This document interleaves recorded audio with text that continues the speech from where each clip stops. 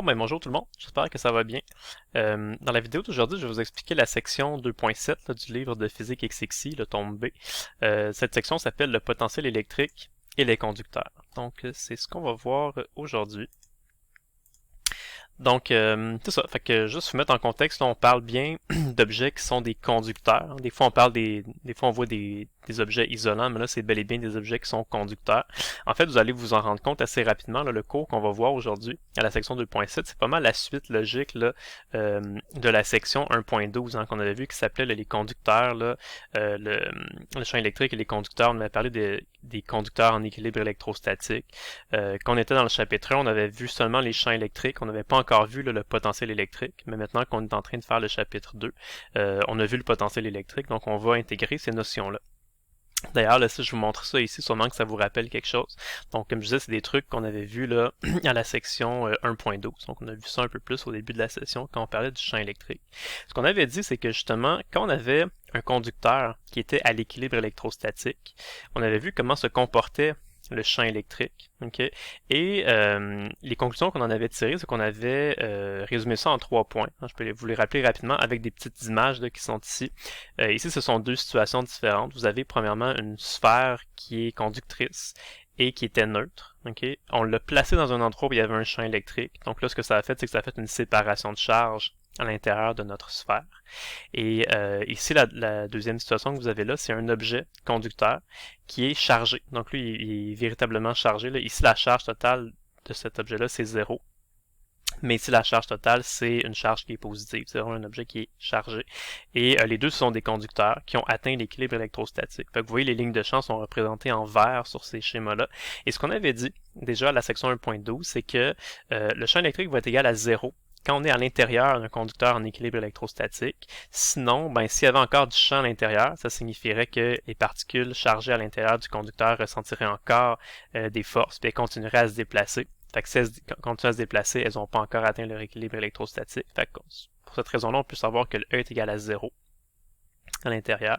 On avait déduit aussi que le champ électrique à l'extérieur allait toujours être perpendiculaire à la surface. Donc, c'est quand le champ électrique va toucher à la surface du conducteur en équilibre électrostatique, le champ électrique va toujours être exactement perpendiculaire à la surface de l'objet. Fait que vous le voyez ici, hein, les lignes de champ électrique là, vont toujours venir frapper la surface de l'objet à 90 degrés exactement. Même chose pour cet objet-là ici, même si l'objet a une forme un peu plus particulière, un peu plus bizarre, toujours à 90 degrés, parce que si c'était pas le cas, si le champ électrique n'était pas exactement à 90 degrés de la surface, ça veut dire qu'à la surface, là, il y aurait au moins une petite composante parallèle à la surface qui serait pas nulle. Et là, ben, ça revient un peu à ce qu'on disait ici. S'il y avait une composante parallèle qui était pas nulle, ben, les charges à la surface pourraient continuer de se déplacer. Et ça, c'est pas le cas. Quand l'équilibre électrostatique est atteint, les charges ne bougent plus du tout. Et ce qu'on avait dit aussi, c'est que les charges, la charge du conducteur est répartie uniquement sur sa surface. C'est ce que vous voyez sur les dessins ici. Quand l'équilibre électrostatique est atteint, les charges électriques vont juste se placer à la surface des conducteurs. Il ne reste pas de charge électrique à l'intérieur. Okay. Pourquoi? Parce que s'il restait de la charge à l'intérieur, on sait que les petits symboles plus ou les petits symboles moins, là, ça émet ou ça absorbe des lignes de champ.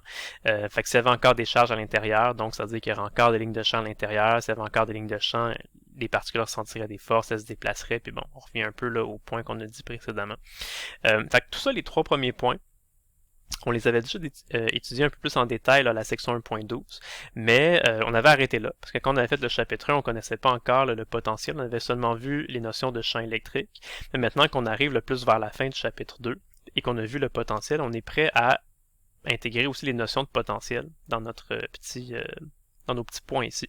Donc le truc qui est nouveau aujourd'hui, là, la section qu'on est en train de faire, la section 2.7, c'est que le potentiel est constant à l'intérieur du conducteur. Okay? Pourquoi on peut savoir ça que le potentiel va être constant à l'intérieur du conducteur? Ben, il y a plusieurs façons de le raisonner. Une des façons, c'est que on vient de dire que quand on est dans le conducteur à l'équilibre électrostatique, le champ électrique va être égal à 0. Fait que si le champ électrique est égal à 0, ça veut dire que les particules chargées qui seraient à l'intérieur, là, ils ressentiront aucune force électrique. S'ils ne ressentent pas de force électrique, elles vont pas bouger. Si elles bougent pas, elles vont pas se déplacer. Puis si elles se déplacent pas, elles vont pas subir de changement d'énergie potentielle électrique, hein, parce que le changement d'énergie potentielle électrique, c'est relié, en fait, quand les particules se déplacent, elles vont changer l'énergie potentielle électrique. Puis là, ben, s'il n'y a pas de champ électrique, aucune force, les particules ne se déplacent pas, elles vont pas changer d'énergie. Puis le changement d'énergie potentielle, c'est relié là au changement de potentiel. Okay? Fait que si le delta U est toujours égal à 0, peu importe la charge électrique qu'on a, ça signifie donc que le delta V aussi va être égal à 0. Donc si delta V est égal à 0, ça veut dire qu'il n'y a pas de changement de potentiel. Donc le potentiel va être constant à l'intérieur. C'est une façon de le voir. Okay? Il y a d'autres explications qu'on peut donner. Une explication, c'est à partir de la formule qu'on a vue à la section 2.4. La section 2.4, on a dit que le delta V est égal à plus ou moins E fois S parallèle. Okay. Ça, c'était pour des champs qui étaient constants. Pour des champs qui n'étaient pas constants, on avait vu là, à la section 2.5 qu'on pouvait réécrire cette formule-là sous forme infinitésimale avec des éléments là, dV puis des éléments ds. Okay. Mais ça revient un peu au même. Dans le fond, ça fait juste dire que s'il n'y a pas de champ électrique à l'intérieur du potentiel du conducteur, ben même si on se déplace d'un point à l'autre, ben, si le champ électrique est égal à 0, le delta V aussi va être égal à 0 à l'intérieur. Donc, si le delta V est égal à 0, ça revient à dire que le champ électrique, que le potentiel est constant. Donc, peu importe quelle explication vous utilisez, là, ça revient toujours à dire que dans le conducteur en équilibre électrostatique, le delta V va être égal à 0. Et si le delta V est égal à 0, ben nécessairement, ça veut dire que le potentiel va être constant. Okay. Donc si on regarde ça un peu, un exemple avec un schéma, donc ici en haut, ce qu'on a pour l'instant, c'est qu'on a juste un champ électrique qui est uniforme. Donc il n'y a pas d'objet là. Ça, ce serait juste le champ qui pourrait être généré par exemple par une PPUC, ou même peut-être par deux PPUC, peut-être une PPUC positive placée à gauche, puis une PPUC négative placée à droite pour absorber les lignes de champ, ou juste une PPUC positive ici, ou juste une PPUC négative ici. Peu importe, là. Mais ce que vous voyez pour l'instant, c'est un champ qui est constant. Fait que les lignes de champ, vous voyez, sont toutes également espacées. Et quand on a un champ qui est constant, qu'on avait déjà vu, quand on avait étudié les PPUC, là, justement, c'est que ça allait créer des surfaces équipotentielles qui allaient être toutes également espacées. Et le changement de potentiel va être constant quand on se déplace d'un déplacement constant dans l'espace. Fait que ça pourrait ressembler à ça. Okay, les surfaces équipotentielles. Là. On pourrait avoir l'équipotentiel de 12 volts, 11 volts, 10 volts, 9 volts, 8, 7, 6, 5, 4, et ainsi de suite. Okay. Maintenant, si on vient placer une sphère conductrice dans ce champ électrique-là, puis que la sphère conductrice là, atteint son état d'équilibre électrostatique, on sait que quand elle va atteindre son équilibre électrostatique, le champ électrique va devenir égal à 0. Okay. Il va y avoir une séparation de charge, quelque chose comme ça qui va se produire, mais ça va ressembler à ça l'état final. Et ce qui va arriver, c'est que la présence de la sphère là, conductrice qu'on est venu placer dans ce champ électrique-là, bien évidemment, ça l'a modifié le champ électrique. Le champ électrique s'est comme adapté là, à la présence de la sphère ici. Vous voyez que certaines lignes de champ qui ont été qui ont changé un peu de direction. Okay? Ça a tout modifié un petit peu localement là, le champ électrique et ça a modifié aussi les surfaces équipotentielles. Vous voyez qu'elles ont changé de forme. Okay? Puis ce qui est intéressant de comprendre, c'est que quand on regarde ce schéma-là, on voit que par exemple la surface de la sphère ici correspond à l'équipotentiel 8 volts dans ce cas-ci, mais c'est pas juste la surface de la sphère, c'est toute la sphère au complet, même l'intérieur de la sphère, là, tout ça, tout l'intérieur de la sphère, ça aussi c'est tout à 8 volts. Fait qu'on parle même d'une espèce de région équipotentielle, c'est comme un volume, là. Tout ce qui est la surface et le volume, l'intérieur de la sphère, tout ça c'est à 8 volts. Okay. C'est ça, parce qu'on dit que dès qu'on est à l'intérieur de la sphère, le potentiel ne change plus, donc le delta V est égal à 0. Donc si la surface de la sphère était à 8 volts, ben, l'intérieur aussi, ça va rester à 8 volts, puisque le potentiel ne change plus. Okay. Donc c'est ce que j'essaie de représenter un petit peu ici. J'ai dessiné des petits 8 partout pour vraiment vous faire comprendre que tout l'intérieur de la sphère est à 8 volts. Okay. Ici, ce qu'on a, c'est qu'on a des caractéristiques qu'on avait déjà soulevé là, un peu plus tôt là, dans les autres sections précédentes dans le chapitre 2. Un peu là, comment ça fonctionne, là, le lien entre les champs électriques puis les surfaces équipotentielles. Puis entre autres, on peut juste voir là, sur ce schéma se convaincre que ce qu'on a déjà vu fonctionne encore bien. Okay. Par exemple, le point 2, là, on a déjà dit souvent que le champ électrique est toujours orienté des potentiels les plus élevés vers les potentiels les moins élevés. Mais même dans cette situation un peu bizarre là, ou un peu plus compliqué, là, ça fonctionne quand même. Si vous regardez les équipotentiels, là, 12 volts, 11 volts, 10 volts, 9 volts, regardez les champs électriques qui pointent dans quelle direction.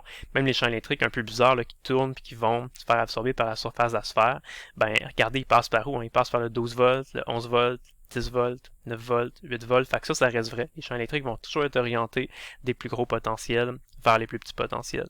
Même chose ici, là, la sphère au complet est à 8 volts. Si vous regardez les lignes de champ électrique qui ressortent ici, là, ben, ils partent du 8 volts, ils se dirigent vers le 7 volts, le 6 volts, le 5 volts, 4 volts, 3 volts, et ainsi de suite. Fait que c'est toujours vrai, même dans des situations un peu complexes, là, que les champs électriques vont toujours être orientés des plus gros potentiels vers les plus petits potentiels. Le point 3 aussi est encore vrai. On avait déjà dit que les équipotentiels allaient toujours croiser les lignes de champ à angle droit, à 90 degrés. Donc ça aussi, vous le voyez que c'est vrai. Fait que même si on a une situation un peu complexe, là, ça reste toujours vrai. Fait que si vous regardez n'importe quelle ligne de champ, elle va toujours croiser les surfaces équipotentielles à 90 degrés. La surface de la sphère, c'est une équipotentielle, elle la croise à 90 degrés. Puis quand ça ressort, encore une fois, 90 degrés, 90 degrés, 90 degrés, tout le temps. Okay.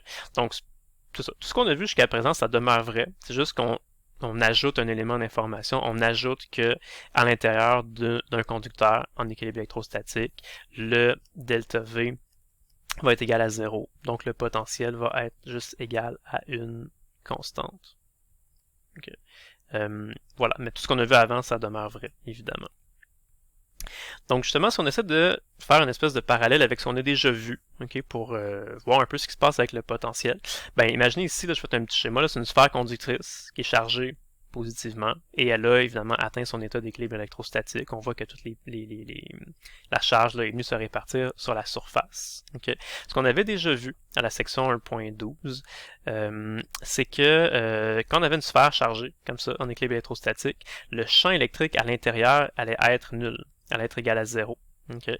On avait tracé des schémas comme ça qui représentaient là, le champ électrique en fonction de la position R. Okay.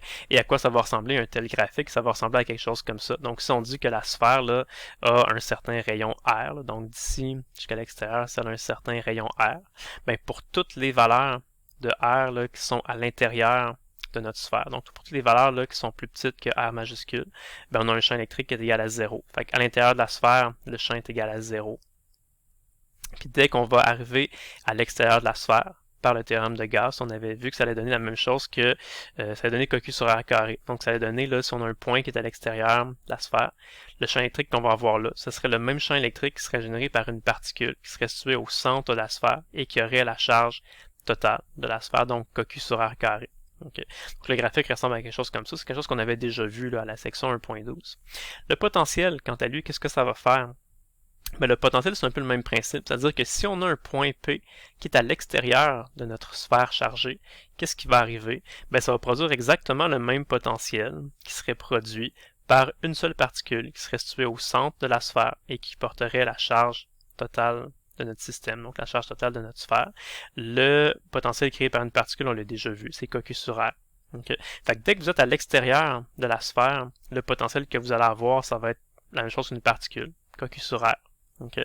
Sauf que si vous vous approchez de plus en plus de la surface de votre sphère, le potentiel va augmenter de plus en plus. Plus que votre R diminue, plus que le potentiel augmente. Et quand vous arrivez à la surface de la sphère, quand votre R égale R majuscule, là, ben là, ce qui arrive, c'est que si vous continuez d'entrer à l'intérieur de la sphère, ce qu'on a dit, c'est qu'à l'intérieur de la sphère, le delta V est égal à 0.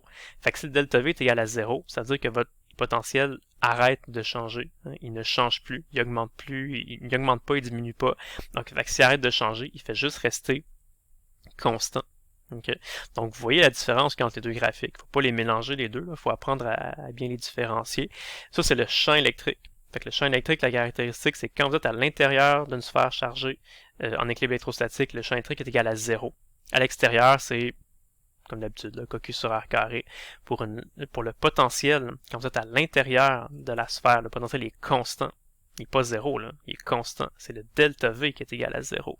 Mais un delta V égal à 0, c'est l'erreur que les gens font souvent. Là. Un delta V égal à 0, là, ça ne signifie pas que V est égal à 0. Non, c'est pas vrai. Un delta V égal à 0, ça veut dire qu'il n'y a pas de changement de potentiel. Un delta V égal à 0, ça fait juste signifier que le potentiel ne change pas. Donc le potentiel va juste être égal à une constante. Ok, c'est ça que ça veut dire. Donc vous le voyez bien ici, le potentiel n'est pas égal à 0, il est égal à une constante. Puis c'est quoi cette constante-là? Ben c'est la même valeur que le potentiel aurait exactement à la surface de la sphère. Quand on est à la surface de la sphère, le potentiel est égal à coq sur R. On remplace R par le rayon de la sphère. Donc le potentiel ici, là, ben, vous le voyez, c'est coq sur R, R majuscule. Puis R majuscule, c'est le rayon de notre sphère. Puis quand on rentre à l'intérieur, le potentiel arrête de changer. Okay. C'est ça. Ben, ici, ce que je vous dis, ce que je vous répète là, depuis tout à l'heure, c'est que dans la sphère, le potentiel, ben, le delta V est égal à 0. Okay, donc le potentiel va être constant. J'ai écrit ici, le potentiel va être égal à un certain chiffre, constant, mais en général, ça va être un chiffre qui ne sera pas égal à 0. Okay, ça va être égal à coq sur R. Pourquoi je dis en général, il ne sera pas égal à 0? C'est pas impossible qu'il soit égal à 0. Okay. Pourquoi? Parce que rappelez-vous, quand on parle des potentiels, là, on en avait déjà discuté, là, surtout à la section 2.3, ce qu'on avait dit, c'est que le potentiel, c'est quelque chose qui est d'une certaine façon un peu arbitraire. C'est nous qui décidons où on place le zéro du potentiel. Okay, c'est un peu l'équivalent de la mise à la terre. Là. Quand on fait les circuits, on peut faire une mise à la terre là où on veut. Ben, dans l'étude comme ça des champs électriques et des potentiels, on peut mettre le potentiel égal à 0 volts où on veut. Okay. C'est vrai pour les PPE, c'est vrai pour en fait n'importe quel système. Okay. Ce qui est important quand on fait les calculs de conservation de l'énergie, c'est les changements de potentiel. C'est les delta V qui sont importants. C'est pas les valeurs exactes là, du potentiel à certains endroits. Fait que c'est sûr que, mettons, dans cet exemple-là, ça donne que la sphère est à 8 volts, parce que le point là qui s'appelle 0 volts serait un peu plus à droite ici. Mais la position V égale à 0 volts, c'est arbitraire. Fait qu'on aurait très bien pu, par exemple, décider que cet équipotentiel-là est à 0 volts. Si on avait fait ça, ben là, la sphère aurait été à 4 volts. Mais ça aurait été un 4 volts partout. Un 4 volts qui aurait été constant partout dans notre sphère conductrice. Okay. Fait que c'est sûr qu'on aurait pu faire le choix de supposer que V égale à 0 est dans la sphère, à la surface de la sphère, à l'intérieur de la sphère, on aurait eu ces autres potentiels-là. On aurait pu décider que V est égal à 0 est placé ici, puis là, la sphère elle aurait été à moins 4 volts. Okay? Fait que c'est ça, c'est pas complètement impossible que le potentiel de votre sphère à l'intérieur soit égal à 0. Ça pourrait arriver là, si vous avez fait le choix de définir ça comme étant égal à 0, mais en général, ça va être un chiffre qui ne sera pas 0. Ça va être un chiffre constant qui ne sera pas 0. Okay? Si vous avez juste une sphère tout seul dans un problème, vous vous cassez pas la tête, là, vous faites juste utiliser cette convention-là, puis vous calculez le coq sur R, ça va vous donner la valeur du potentiel ici. C'est juste que si vous avez un système de plusieurs objets avec des PPE ou quelque chose comme ça, puis que là vous voulez placer un endroit là, où le potentiel est égal à 0, puis là en se fiant à ce choix-là, venir trouver c'est quoi les potentiels à différents autres endroits, ça pourrait arriver que vous ayez une sphère à 0 volts, mais en général, ce ne sera pas le cas. C'est pour ça que je dis, en général, le potentiel dans la sphère ne sera pas égal à 0, il va être égal au chiffre que vous avez là. Okay. En passant, là, qu'est-ce qui fait les graphiques du potentiel puis les graphiques du champ électrique ici? Ben, c'est vraiment les charges électriques. Hein. C'est pas tant que ça l'objet comme tel, c'est pas vraiment la forme comme telle de l'objet, c'est vraiment l'endroit où se trouvent les charges électriques. Okay. Puis comme les charges électriques dans une sphère conductrice, là, à l'équilibre électrostatique, comme elles se placent toujours à la surface, on avait déjà discuté de ça aussi à la section 1.12, on avait dit qu'avoir une sphère chargée pour laquelle les charges électriques viennent se placer toutes à la surface, ou d'avoir une sphère creuse ou une espèce de coquille, okay, ben ça change pas grand-chose. En fait, ça change rien au niveau des graphiques comme ça, parce que qu'est-ce qui est important, c'est de regarder où se trouvent les charges. Que vous ayez une sphère ou une coquille qui est vide à l'intérieur, ben ça change rien parce que dans les deux cas, les charges électriques vont se placer sur la surface externe de toute façon. Okay? Donc ça aurait quand même les mêmes graphiques. Okay? Fait que si vous avez par exemple une coquille qui est vide à l'intérieur, même si vous êtes ici dans le métal puis ici dans l'air, ben il y aurait quand même un potentiel égal à 0 si le seul objet que vous avez dans votre système, c'est ça. Donc, voilà. Les situations qu'on peut vous demander dans cette section-là, il y a la situation 1, que je ne ferai pas vraiment avec vous parce qu'elle est comme un petit peu trop simple. Je dirais que c'est juste une seule sphère. Puis on vous demande de calculer les potentiels, puis de tracer le graphique du potentiel. Nous, en fait, ce qu'on va faire, ça va être des objets un peu plus complexes, comme ceux qu'on a vus là, dans la section 1.12. Ça doit vous rappeler un petit peu quelque chose. Donc, des objets chargés, comme des sphères chargées, par exemple, qui sont placées elles-mêmes à l'intérieur d'une coquille, qui peut être chargée positivement, négativement ou même neutre. Okay? Donc, on avait déjà résolu des espèces de problèmes comme ça. Et on est déjà capable, là, si on a un système comme ça, d'aller placer par exemple les charges électriques là, sur les objets. Ce qu'on avait conclu, c'est qu'il y a tout le temps de la charge électrique qui venait se placer sur la surface externe de la sphère ici. Et il y avait toujours une charge là, équivalente qui venait se placer en équivalente mais de signes opposés, qui venait se placer sur la surface interne de la coquille, de manière à juste absorber les lignes de champ, et l'excédent de charge là, venait se placer sur la surface externe de notre coquille, et ça va avoir des champs électriques en conséquence. Fait que, au niveau là, des champs électriques, puis des petits symboles plus et moins, on sait déjà comment faire ça, parce qu'on a déjà fait la section 1.12. Mais ce qui est nouveau aujourd'hui dans la section 2.7, c'est comment on va faire pour comment on va calculer le potentiel de ces choses-là. Okay. Puis encore une fois, ce que je veux vous dire, c'est que c'est pas si important que ça, si vous voulez, la forme des objets. Okay. Ce qui est important là, pour faire les calculs, puis trouver comment fonctionne le potentiel puis le champ électrique, c'est vraiment les charges électriques. Où sont-elles les charges électriques quand on regarde un schéma comme ça? Ben, les charges électriques là, se répartissent à 3 endroits, aux 3 surfaces. Okay. Il y a des charges électriques qui s'accumulent ici, sur la surface externe de notre sphère. Il y a des charges électriques qui s'accumulent ici, sur la surface interne de la coquille, et il y a d'autres charges électriques qui s'accumulent ici, sur la surface externe de la coquille. Si on regarde les chiffres comme tels, là, on nous disait que c'est une sphère qui a une charge de 4 nanocoulombs, donc on a tracé 4 symboles plus ici. La coquille, elle a une charge totale de moins 9 nanocoulombs, mais en plaçant 4 nanocoulombs ici, on est venu placer moins 4 nanocoulombs sur la surface externe, puis comme elle a une charge totale de moins 9 nanocoulombs, ben, il nous restait moins 5 nanocoulombs, donc 5 symboles négatifs à venir placer sur la surface externe. Donc c'est ça que j'ai représenté ici. Fait que vous voyez, tout cet objet-là, si on regarde, si on oublie même les objets, on oublie qu'il y a du métal ici, puis ici, on fait juste regarder les charges électriques, où sont-elles? Ben, les charges électriques sont réparties comme à 3 endroits. Vous avez comme 3 surfaces chargées, si vous voulez. Une première surface là, qui mesure 10 cm de rayon, qui porte une charge de 4 nanocoulombs. Une deuxième surface qui est une surface sphérique là, de rayon 20 cm, qui porte une charge de moins 4 nanocoulombs. Et une troisième surface sphérique qui a un rayon de 30 cm puis qui porte une charge de 5 nanocoulombs. Fait que même pour faire l'analyse, là, on pourrait juste, comme je disais, oublier là, la géométrie exacte des objets, oublier là, l'endroit où il y a du métal, l'endroit où il n'y a pas de métal. On pourrait même ne pas savoir vraiment là, est où la sphère, est où la coquille. C'est vraiment juste l'endroit où les charges électriques sont situées qui va nous intéresser. Okay? Parce qu'une fois qu'on a ça, une fois qu'on sait où sont placées les charges électriques et c'est quoi le rayon de ces différentes surfaces sphériques-là, ben on sait que le potentiel, par exemple, va se comporter de cette façon-là. Fait que vous savez que quand vous avez une distribution sphérique de charge, ben si vous êtes à l'intérieur de cette distribution sphérique de charge-là, vous allez avoir un potentiel qui va être créé, qui est égal là, à coq sur R, qui est égal au même potentiel qui serait créé là, à la surface de votre distribution sphérique de charge.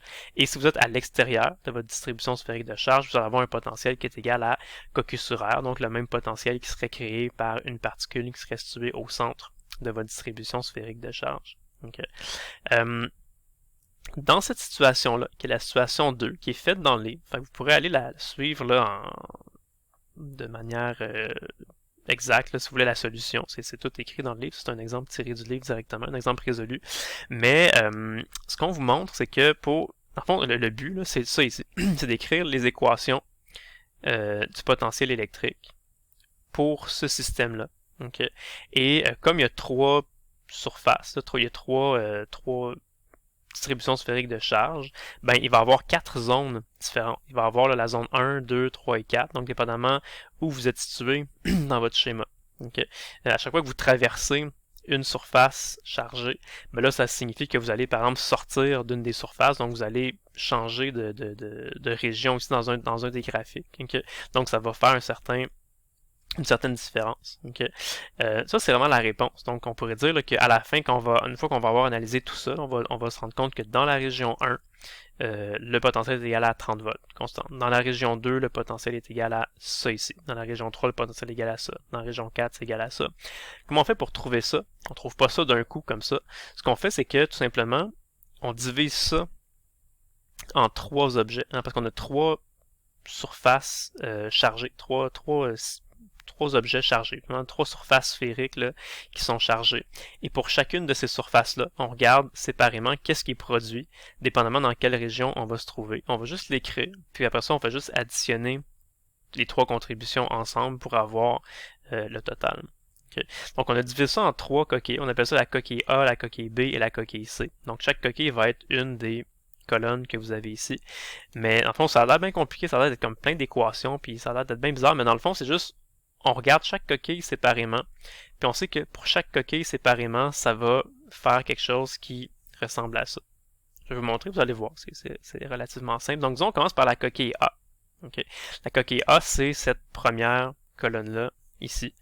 C'est une coquille qui est chargée, une distribution sphérique de charge. On sait que ça se comporte de cette façon-là. Donc dès qu'on va être à l'intérieur de notre distribution sphérique de charge, donc pour toutes les valeurs de R qui vont être situées entre 0 et 10 cm, qu'on appelle la région 1. Donc quand on est dans la région 1, ça va faire un potentiel qui est constant, okay, qui est égal à coq sur R. Donc la constante K, qui est 9 fois 10 à la 9, fois la charge de notre distribution sphérique de charge, qui est 4 nanocoulombs, divisé par le rayon de cette région-là. Le rayon de cette région-là, c'est 10 cm. Fait que si vous calculez le 9 fois 10 à la 9 fois 4 fois 10 moins 9 divisé par 0.1 m, ça va vous donner 360 volts. Donc ça, c'est quelque chose qui est constant. On est comme dans cette région-là ici. Okay. Quand on sort de cette région-là, fait que là, qu'on soit dans la région 2, dans la région 3, dans la région 4, on est tous dans cette courbe-là. Okay. Et ce qu'on va avoir comme potentiel qui va être créé par la coquille A dès qu'on est à l'extérieur, c'est égal à coq sur R. Donc 9 fois 10 à la 9 fois la charge Q qui est 4 fois 10 à la 9 divisé par la distance R. Là. Donc 9 fois 10 à la 9 fois 4 fois 10 à la moins 9, ça fait 36. Fait qu'on va avoir 36 volts divisé par R. Okay. Là, si on est dans la région 2, R va varier entre 0.1 et 0.2 mètres. Si on est dans la région 3, ça va être entre 0.2 et 0.3. Si on est dans la région 4, ça va être plus grand que 0.3.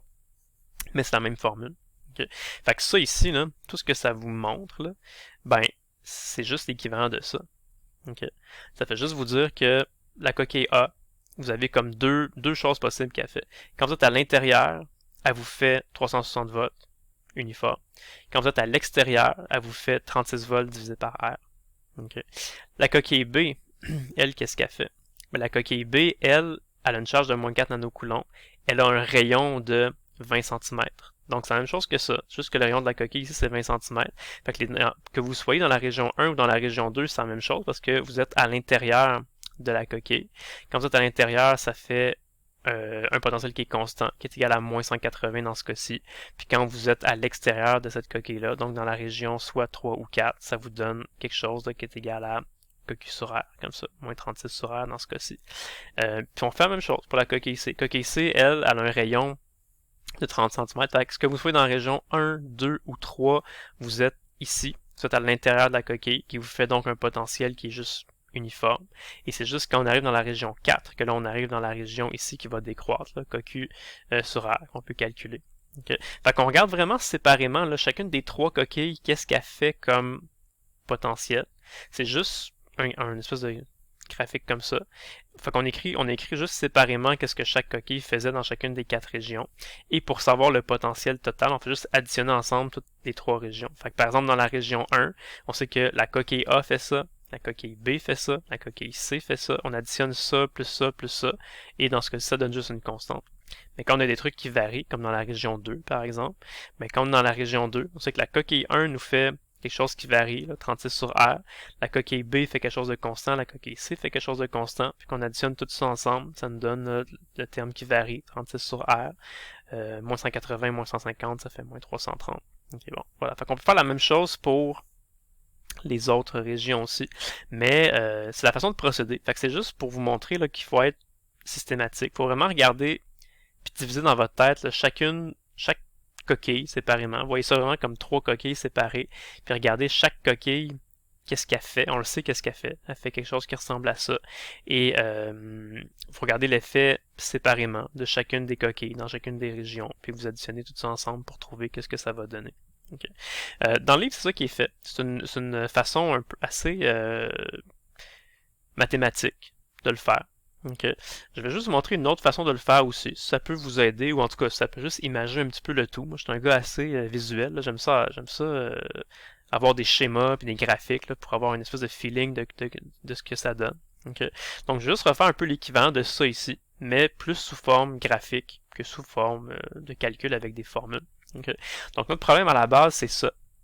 Ce qu'on a dit, c'est que les charges vont se répartir sur trois endroits. Okay, trois espèces de coquilles chargées.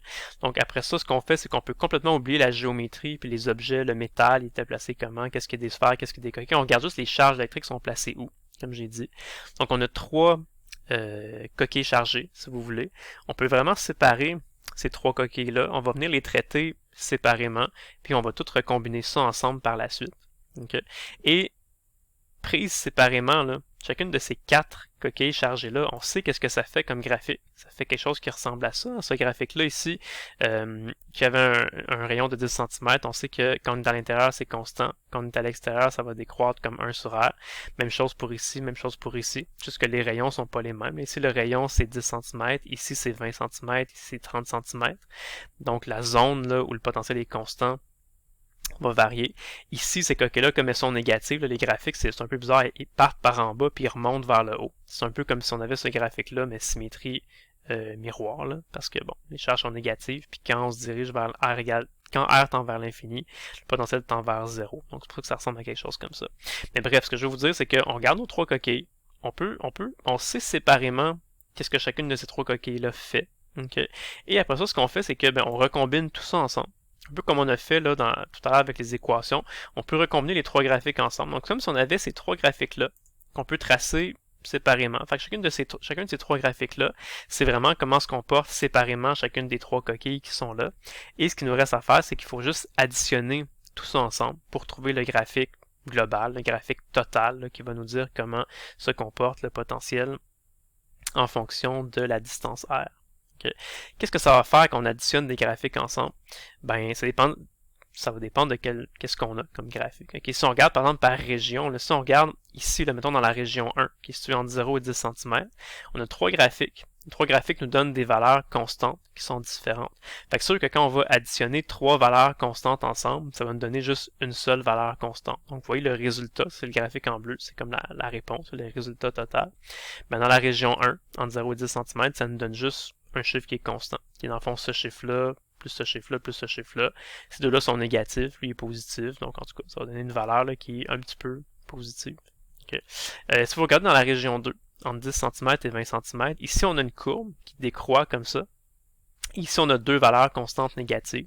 Donc qu'est-ce que ça va donner le graphique total? Ça va donner exactement cette forme-là, mais qui va avoir été un petit peu décalée vers le bas parce qu'on a ajouté des valeurs négatives. Puis oui, regardez qu'est-ce qu'on a comme réponse finale, c'est ça comme ça.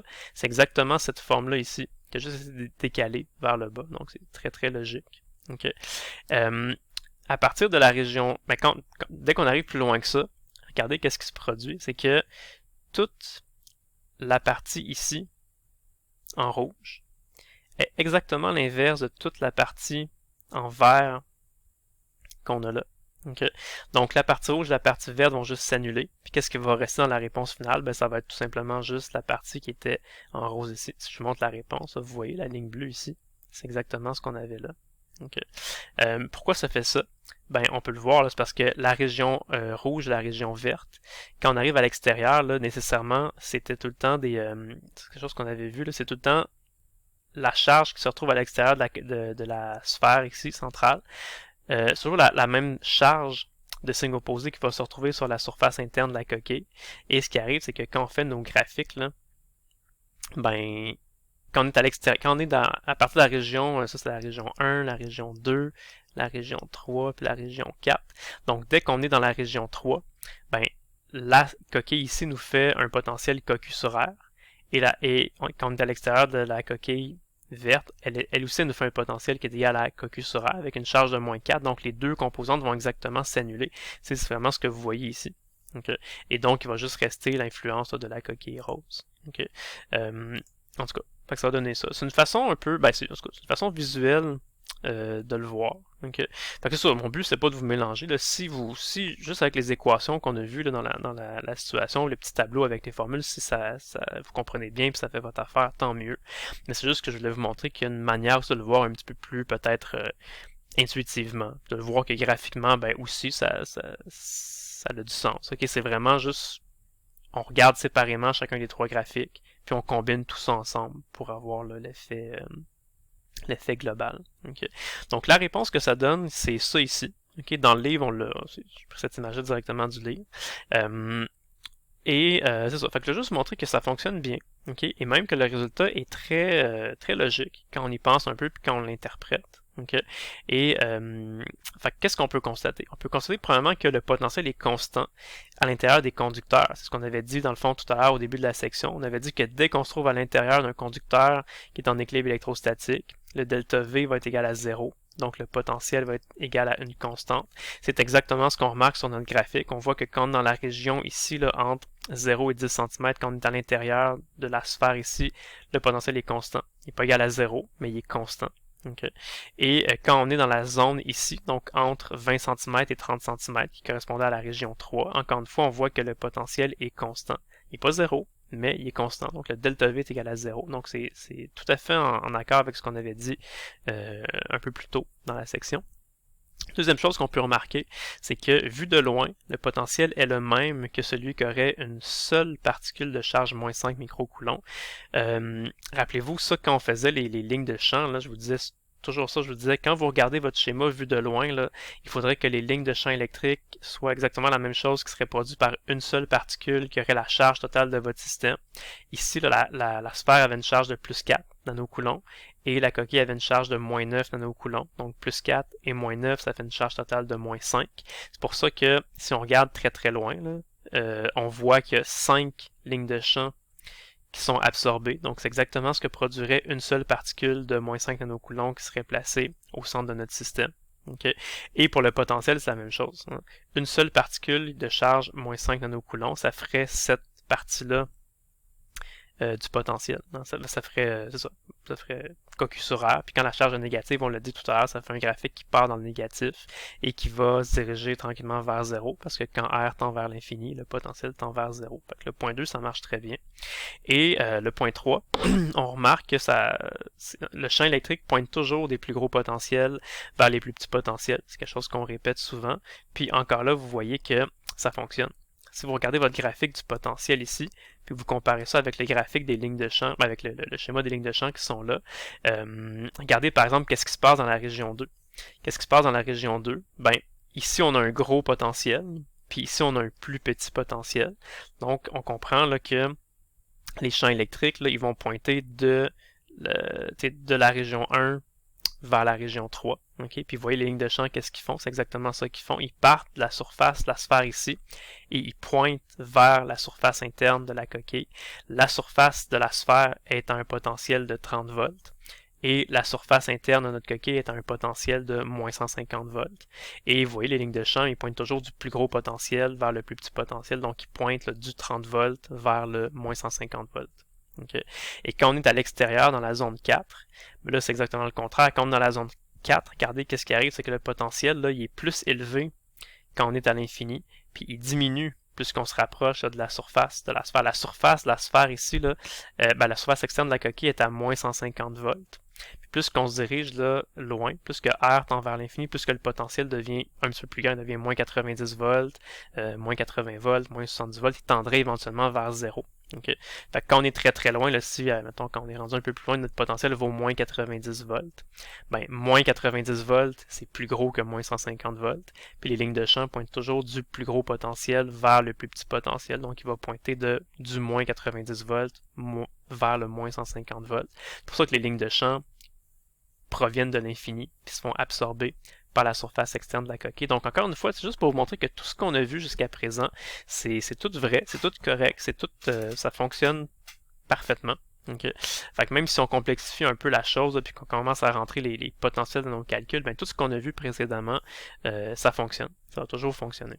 Donc, tout ce qu'on a dit jusqu'à présent, évidemment, c'est toujours vrai. Okay. En passant, je ne sais pas si vous vous en rappelez, mais quand on avait fait la section 1.12, je vous avais dit que sur mon site web, j'avais fait une petite animation là, pour Physique NYB qui s'appelle Coquille chargée. Ben Coquille chargée, c'est un petit logiciel que vous pouvez aller l'utiliser.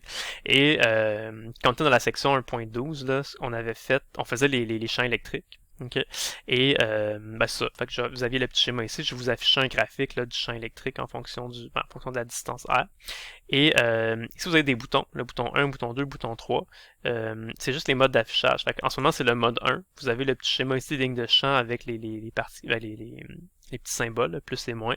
Vous avez un graphique du champ électrique. Si vous cliquez sur l'option 2, vous allez avoir à la place un graphique du potentiel en fonction de la distance R. Et si vous cliquez sur le mode 3, vous allez avoir côte à côte le graphique là, du champ électrique et du potentiel électrique. Okay. Fait que si on reste dans le mode 2 pour l'instant, ben on voit qu'on pourrait par exemple reproduire exactement la situation. Fait qu'on avait une sphère de 10 cm qui avait une charge de 4 nanocoulombs et on avait une coquille là, qui avait un rayon interne de 20 cm, un rayon externe de 30 cm et sa charge c'était je crois moins 9 nanocoulombs. Donc voilà, vous voyez qu'est-ce que ça donne. Donc le schéma est légèrement différent parce que moi, en tout cas, j'ai adopté la convention que je mettais mes symboles, je faisais plus des plus. Dans le livre, on a plus tendance à faire des X, mais bon, ça revient exactement au même. Vous voyez les 5 lignes de champ qui sont absorbées ici. Le graphique qu'on a construit tout à l'heure, vous le revoyez ici. C'est exactement le même. Okay. Fait que ça vous tente d'aller jouer là, avec mon petit tablette, là, mon petit logiciel, vous pouvez changer les charges, de voir comment ça va se passer. Puis ce qui est intéressant aussi, peut-être, je peux vous faire remarquer que là, on a le graphique du potentiel, c'est correct.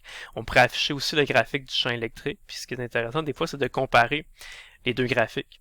Qui est remarqué que, par exemple, là, les zones où, quand on est à l'intérieur du métal, quand on est à l'intérieur d'un conducteur en équilibre électrostatique, ce qu'on avait dit, c'est que le champ électrique est égal à 0 et le potentiel est constant. Fait que là, on le voit très bien, là, si on fait correspondre des régions. Donc, dans la région 1, vous voyez, le champ électrique est 0.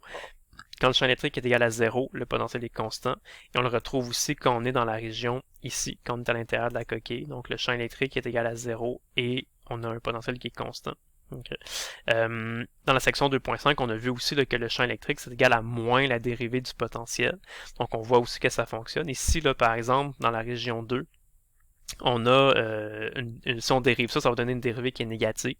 Donc le champ électrique comme est égal à moins la dérivée du potentiel, donc moins quelque chose de négatif. Donc ici le champ électrique est positif.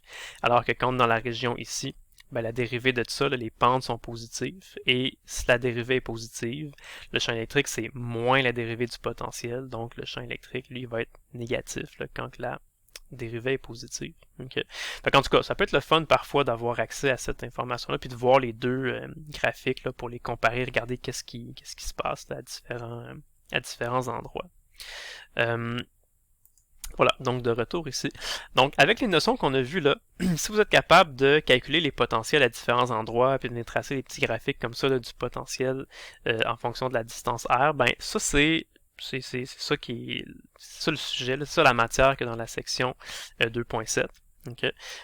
Sauf que je veux quand même faire un petit peu avec vous en bonus, juste comme ça pour votre culture personnelle, votre intérêt personnel, parler un petit peu de la foudre, parler un petit peu aussi d'un truc qui s'appelle l'effet de pointe, puis aussi parler un petit peu des paratonnerres, comment ça fonctionne rapidement. Donc la foudre, on en parle une fois de temps en temps là, quand on fait le cours de physique NYB, parce que la foudre, ben justement, c'est un phénomène qui est quand même assez intéressant et surtout spectaculaire. Et c'est vraiment quelque chose qui est en lien direct, là, évidemment, avec le champ électrique. Hein. Le champ électrique, le courant électrique, c'est vraiment un phénomène naturel, mais c'est des décharges électriques. Donc c'est du courant qui va passer comme ça d'un endroit à l'autre. Et c'est quelque chose qui est très... ça peut être spectaculaire. Okay. Un éclair, ce qui arrive généralement, c'est que c'est très très rapide. Fait que souvent quand on regarde un éclair dans le ciel, on voit juste une espèce de petit flash comme ça. Ça, c'est quelqu'un qui a été bien chanceux, qui a pris une photo là, juste au bon moment. Là, fait qu'on voit vraiment les éclairs. Mais c'est un phénomène qui est très très très rapide. Okay. C'est rare qu'on voit vraiment un éclair là, se former là, du début à la fin, si vous voulez. J'ai trouvé une vidéo sur Internet que je vais vous montrer en ce moment. Donc, je vais la montrer plusieurs fois. Là. Fait que c'est vraiment comment se forme un éclair au début. Fait que vous voyez qu'au début, il n'y a pas vraiment d'éclair, c'est juste des espèces de petits, on appelle ça des traceurs. C'est comme des petits, des espèces de petits chemins là, qui vont se promener comme ça. Ce qui arrive, c'est que de l'air, à la base, c'est pas conducteur. Okay? Mais pour que le courant électrique puisse passer, ce qui va arriver, c'est qu'il faut d'abord que l'air se fasse ioniser. Et ce qui arrive, c'est que quand vous avez une si grande différence de charge, là, par exemple, entre les nuages puis le sol, ben, ça fait un champ électrique qui devient très, très, très, très, très, très grand là, entre les nuages puis le sol. Et c'est qu'à un moment donné, les charges électriques veulent tellement passer okay, que ça va localement ioniser l'air. Fait qu'il va y avoir des petits couloirs d'air qui vont se faire ioniser, des petits chemins dans l'air qui vont se faire ioniser. Et une fois que l'air est ionisé, ben là, il y a des ions Puis les ions, euh, ça peut favoriser le déplacement des charges électriques, ça peut permettre au courant électrique de circuler finalement. Et là, une fois qu'on a un petit chemin comme ça d'air qui est ionisé, là, le courant va pouvoir passer. Okay. Donc, ce que vous voyez ici, comme je disais, c'est quelque chose qui se produit très, très, très rapidement dans la vraie vie. Ça a été tourné avec une caméra qui prend là, plusieurs centaines, même plusieurs milliers d'images par seconde. On a les caractéristiques en bas, mais c'est un petit peu flou. Là. Je pense que c'est quelque chose comme 7000 images par seconde. Okay. Et le phénomène complet que vous voyez, là, du début à la fin, ça dure seulement une fraction de microseconde. Je pense que c'est 0.3. En fait, c'est vrai, je le vois ici, là, c'est 135 microsecondes. Donc 135 fois 10 à la moins 6 secondes. Et selon ce que je vois là, c'est 7207 images par seconde. Donc c'est une caméra qui prend un très grand nombre d'images par seconde. Okay. Et voilà. Fait que ce qu'on voit au début, c'est que c'est des espèces qu'on appelle les traceurs. Là. Fait que c'est des petits couloirs d'air qui se font ioniser et c'est un peu aléatoire comment ça se produit. C'est qu'il y a des petits couloirs d'air qui se font ioniser. Fait que vous voyez, ça part dans toutes les directions. Il y a comme des petites branches là, qui se forment puis qui vont un peu dans toutes les directions. C'est de manière un petit peu aléatoire, okay, selon les fluctuations ambiantes de l'air, peut-être les vents, la température et tout. Mais vous remarquez que dès qu'il y a un de ces traceurs-là, dès qu'il y a un couloir complet qui a réussi un peu par hasard à se former là, et qui fait le lien entre les nuages et le sol, ben là, tout le courant va se mettre à passer dans ce petit couloir-là. Fait qu'en ce moment, ça paraît pas, mais il y a du courant qui est en train de circuler quand l'animation se fait. Donc ça, fait que les petits traceurs se font, puis là, il y en a un par hasard qui va atteindre le sol. Le premier qui atteint le sol, bang, tout le courant passe par là, puis les autres couloirs vont juste tranquillement disparaître. Okay? Et là, le courant passe. Là, vous avez un gros... les charges passent, okay, et ça circule comme ça. Donc bon, c'est un peu comme ça que se forme un éclair. Donc, je voulais vous montrer ça. Je trouvais ça intéressant comme vidéo. J'avais trouvé ça sur YouTube. Okay. Et maintenant, tant qu'à parler de la foudre, je voulais vous parler aussi un petit peu des paratonnerres. À quoi ça sert un paratonnerre? Est-ce que c'est... Vous savez sûrement déjà un petit peu à quoi ça sert, là.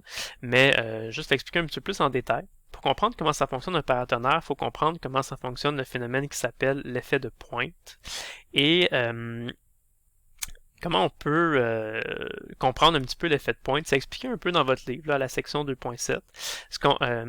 Dans le fond, je ne sais pas si vous vous rappelez, mais quand on était à la section 1.1, au tout début de la section, on s'était posé comme question qu'est-ce qui arrive si on colle deux sphères ensemble qui n'ont pas la même charge. Puis ce qu'on avait conclu, c'est que les charges électriques allaient se répartir uniformément sur chacune des deux sphères.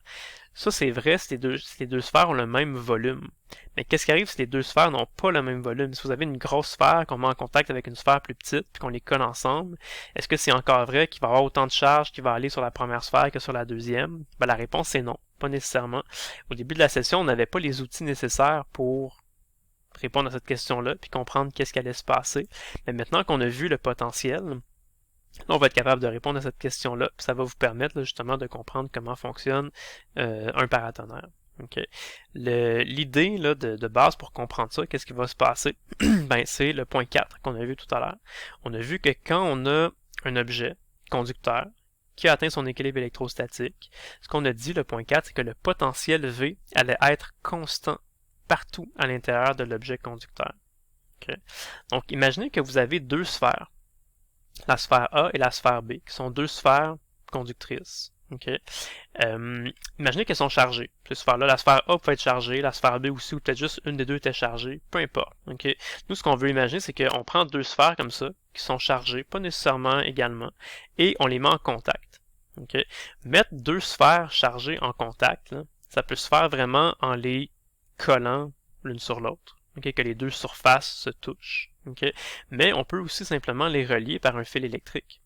Un fil conducteur. Si on relie deux sphères conductrices par un fil conducteur, ben à toute fin pratique, c'est comme si les deux sphères se touchaient, puisque les charges peuvent circuler librement d'une sphère à l'autre. Chacune des deux sphères est conductrice, puis le fil ici qu'on utilise, c'est un fil qui est conducteur. Donc les charges peuvent se promener d'un endroit à l'autre. Okay. Et là, qu'est-ce qui va se passer? Où les charges vont-elles aller se placer? Comment on peut faire pour comprendre ça? Ben justement, avec le point 4. Si on prend deux objets, deux sphères conductrices, puis qu'on les relie ensemble par un fil conducteur, ben c'est comme si on venait de créer un seul objet conducteur, qui a une forme un peu bizarre, on est d'accord, là, mais c'est juste un seul objet. On peut considérer ça comme un seul objet.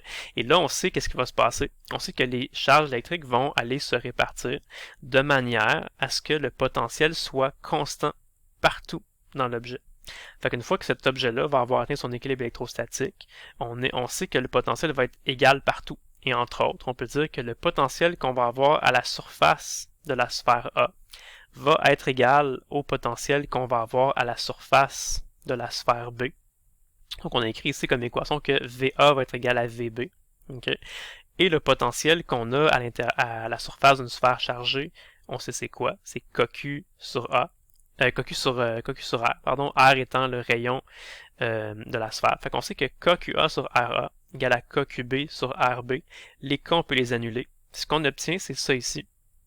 Donc le rapport des charges est tout simplement égal au rapport des rayons. Ça veut dire que la charge va être proportionnelle au rayon. Donc si la sphère qui a le plus gros rayon va avoir la plus grosse charge électrique. Et c'est proportionnel. Fait que si par exemple la sphère A a un rayon qui est exactement 2 fois plus grand que le rayon de la sphère B, ben, quand les charges vont se répartir, il va y avoir exactement une charge 2 fois plus grande sur la sphère A que sur la sphère B. Okay. Donc on peut dire là, que la charge électrique est directement proportionnelle au rayon de la sphère. Okay. Par contre, ce qui est intéressant, c'est ça ici. Oui, c'est vrai que la grosse sphère va avoir plus de charge électrique que la petite sphère. Sauf que si on calcule maintenant la densité surfacique de charge, qui est la concentration, si vous voulez, de charge qu'on va avoir sur chacune de nos deux sphères, qu'on appelle sigma, des coulombs par mètre carré, ben dans le fond, ça se calcule comment? Si on connaît la charge électrique qu'on a à la surface de notre sphère, on divise ça par l'aire de notre sphère, ou la surface de la sphère. L'aire d'une sphère, on sait c'est quoi? En mathématiques, c'est 4 pi r carré. Donc, on peut regarder là, le rapport des densités surfaciques de charge. Okay. Et là, il y a des choses qui simplifient. Par exemple, les pi vont se simplifier. Et ça nous donne comme ça, QA sur QB fois le rapport des rayons au carré. Mais on avait dit que tout à l'heure que le rapport des charges était égal au rapport des rayons. Fait qu'en tout cas, on remplace ça puis on simplifie. Mais ce que ça donne à la fin, ça donne que le rapport des densités surfaciques de charge est égal au rapport inverse des rayons. Okay. Donc ça veut dire que la densité surfacique de charge est inversement proportionnelle à 1 sur R. C'est inversement proportionnel au rayon. Ça veut dire quoi? Ça veut dire que la sphère qui a le rayon le plus petit, c'est elle qui va avoir la plus grande densité surfacique de charge. Okay? Fait que je ne sais pas si vous m'avez suivi, là, mais ça veut dire que la sphère qui est la plus petite, elle va avoir moins de charge totale que l'autre. Par contre, sa surface est plus petite aussi, puis ça va faire en sorte que même si elle a moins de charge que la grosse sphère, les charges vont être comme plus concentrées dans la petite sphère que dans la grande sphère. Okay. Ici, on a un schéma. Okay. Ici, c'est un schéma qui est très conceptuel, là, très clean. Là, deux sphères parfaites séparées par un petit fil électrique. Mais dans la vraie vie, si on imagine un objet qui est quelconque, qui ressemble à ça comme ça, c'est pas tout à fait deux sphères, mais on comprend que c'est un objet qui a quelque chose qui s'apparente un peu à une espèce de sphère ici. Une sphère qui a un petit rayon et qui est placée sur une autre partie de l'objet qui ressemble un petit peu à une sphère, là, qui a un plus gros rayon. Okay. Puis dans le fond, c'est justement regarder les charges, comment elles se sont réparties sur cet objet-là. Vous voyez que dans le fond, là, la sphère qui a un plus gros rayon, elle a plus de charges. Elle en a 1, 2, 3, 4, 5, 6, 7, alors que la petite sphère, elle en a seulement 3. Okay. Fait que ça revient à ce qu'on a dit ici.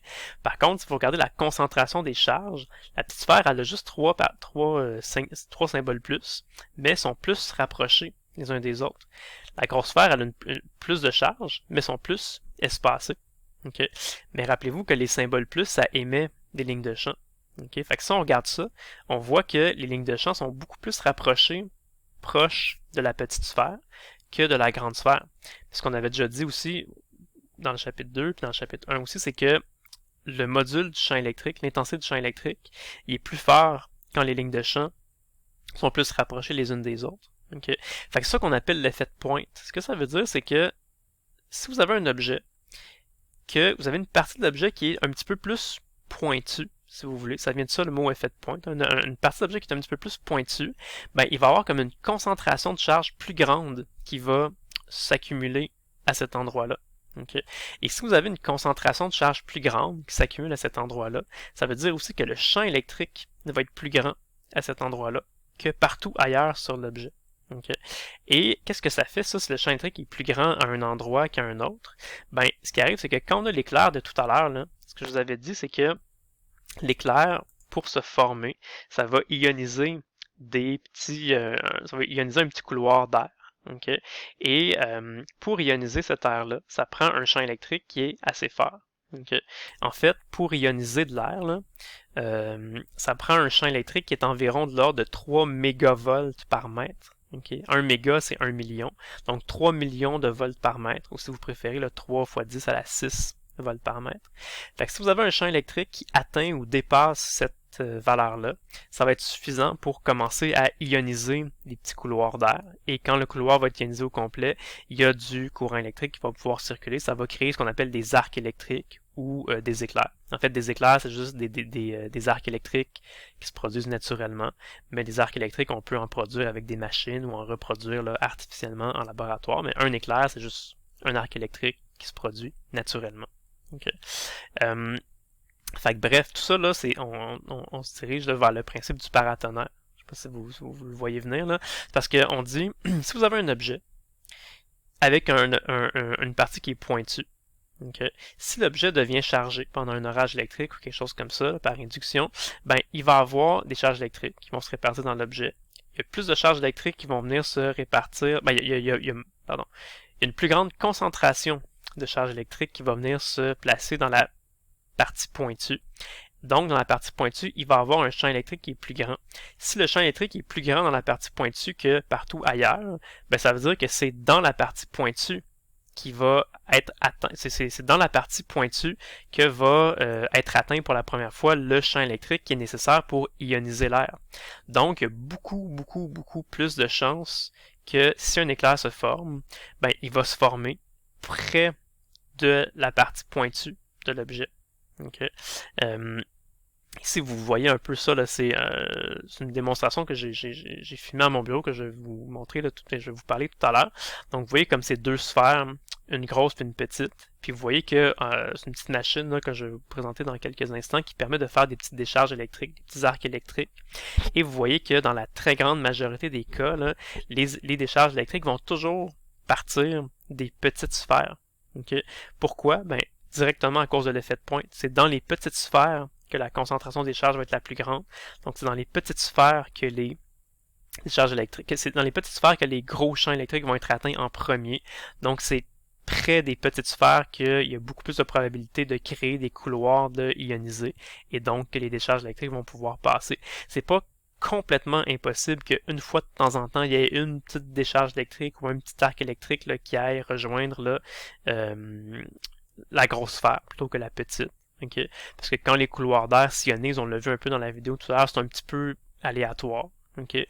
Mais il y a juste beaucoup plus de chances ou beaucoup plus de probabilité que le couloir d'air ionisé là, se forme entre deux petites sphères qu'entre deux grandes sphères à cause justement de l'effet de pointe et la concentration des charges est plus grande dans les petites sphères que dans les grandes sphères. Okay?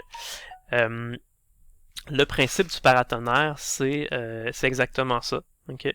Donc, un paratonnerre, je ne sais pas si vous en avez déjà vu, mais c'est un objet justement qui est généralement de forme pointue, okay? Qu'on met sur le toit qu'on met en hauteur, là, souvent sur le toit des maisons, par exemple, ou au sommet des tours, comme la tour Eiffel ou quelque chose comme ça. Et ce qui arrive, c'est que justement, dans un orage électrique, si jamais il y a un éclair là, qui a à tomber, ben il y a beaucoup plus de chances que l'éclair vienne frapper le sommet de ce qu'on appelle le paratonnerre. Donc le paratonnerre, c'est juste un objet pointu, comme je disais. Okay?